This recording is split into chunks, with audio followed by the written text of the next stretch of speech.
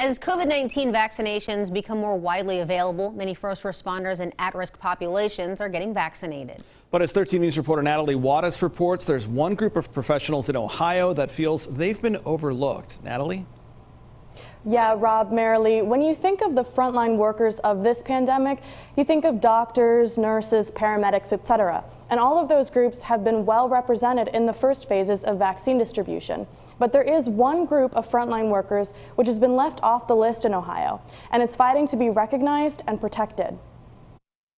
While vaccinations are underway across the country, there's one group of frontline workers that say they are at risk and overlooked in the Buckeye State. You're hard-pressed to find a profession that has more continual exposure to the individual decedent than the funeral service. At first, death care workers were recognized as a high-priority group due to their high risk of exposure to COVID-19. Two different national agencies declared that death care workers should be placed in phase 1A with vaccine plans, the state.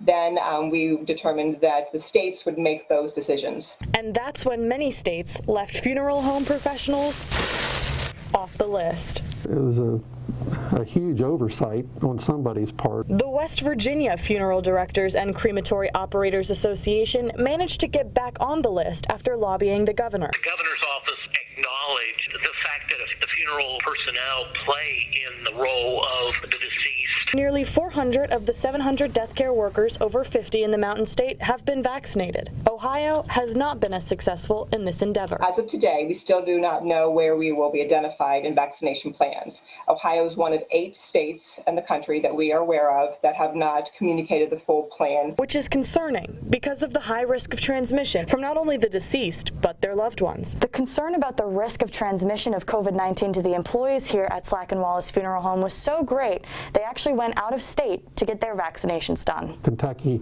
saw the problem that we were in, and they agreed that we should be able to get the vaccine. As experts point out, Funeral directors also are on the front line of this pandemic and need to be protected. funeral home professionals I spoke with tell me the efforts will continue in Ohio to get those who are on the front lines of this pandemic the vaccine protection they need. In the studio in Huntington, Natalie Wattis, 13 News, working for you.